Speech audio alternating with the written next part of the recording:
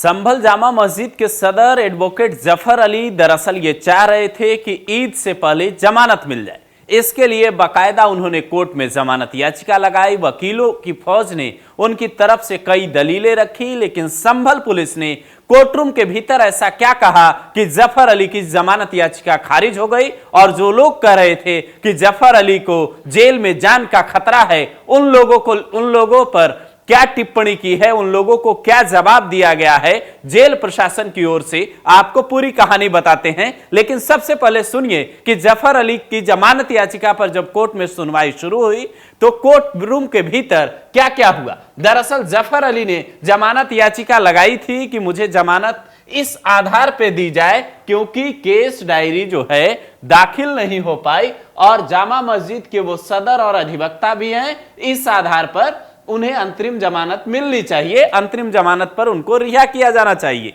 क्योंकि 31 मार्च या 1 अप्रैल को ईद भी है, इसलिए जो वकीलों की फौज थी वहां इस बात को लेकर डटी थी कि जफर अली को जमानत मिलना चाहिए। लेकिन जो संभल पुलिस की ओर से वकील पेश हुए थे, उन्होंने ये कहा कि साहब जफर अली पर गंभीर आरोप हैं। उन्होंने भीड़ को उकसाकर गैरकानूनी जमावड़ा करवाया, उसके बाद बलवा भड़काया, सार्वजनिक संपत्ति को नुकसान पहुंचाया और पुलिस की गाड़ियां जला दी। इसके अलावा उन्होंने झूठे तथ्य भी गढ़े। लेकिन जज साहब को इन सारी दलीलों के अलावा एक ऐसी दलील और मिली जिसके बाद जमानत याचिका जफर अली की खारिज हुई और अगली सुनवाई के लिए 2 अप्रैल की तारीख मुकर्रर कर दी गई, जिसका मतलब यह है कि जफर अली का ईद जो है, ईद का त्योहार अब जेल के भीतर ही मनेगा।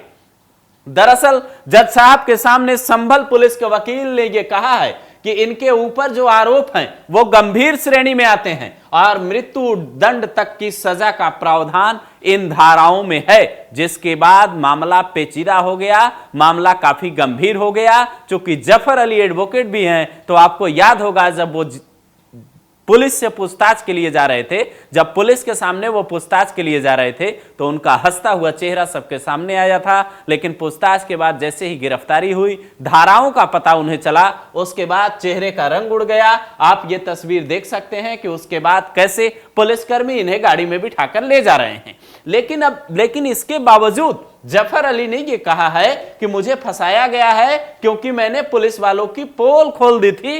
हिंसा में जो लोग मरे हैं उन्हें पुलिस और प्रशासन ने मारा है। यहां तक कि जफर अली की गिरफ्तारी के बाद जो संभल में जो वकील हैं उन्होंने हड़ताल शुरू कर दी है।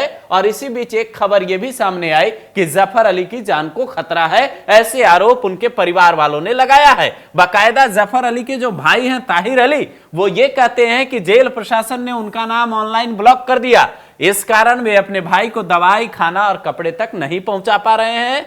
बुधवार को भी सिविल कोर्ट परिसर में जिला बार एसोसिएशन की बैठक हुई थी और उसमें यह कहा गया था कि निष्पक्ष जांच हो, पुलिस अधिकारियों के तबादले हो और दूसरी एजेंसी जो है इस पूरे मामले की जांच करे। बाकायदा बार एसोसिएशन के जो अध्यक्ष हैं मोहम्मद इस्लाम, उनके हवाले से दैनिक भास्कर अपनी रिपोर्ट में लिखता है कि जफर अली 70 साल के हैं, वह हृदय रोग से पीड़ित हैं, वो हार्ट के मरीज हैं और उनके भतीजे जो हैं दानिश और नाजिश अली, उन्होंने जेलर से मुलाकात के लिए आवेदन दिया था। मतलब जेलर को आवेदन दिया था कि हम जफर अली से मिलना चाहते हैं, चाचा से मिलना चाहते हैं, लेकिन उन्हें अनुमति नहीं दी गई और बाकायदा यह कहा गया कि अनुमति नहीं दी जाएगी। लेकिन जेल प्रशासन का कहना है कि ऐसी कोई हमारे पास ऐसा कोई आवेदन आया ही नहीं। अब आप तय कीजिए कि कौन सच बोल रहा है, कौन झूठ बोल रहा है। फिलहाल जफर अली 2 अप्रैल तक के लिए जेल में हैं और इधर बर्क की मुश्किलें बढ़ती जा रही है। 6 अप्रैल को उनको भी पूछताछ के लिए बुलाया गया है। उसके बाद क्या होगा, सबकी निगाहें इसी बात पर टिकी।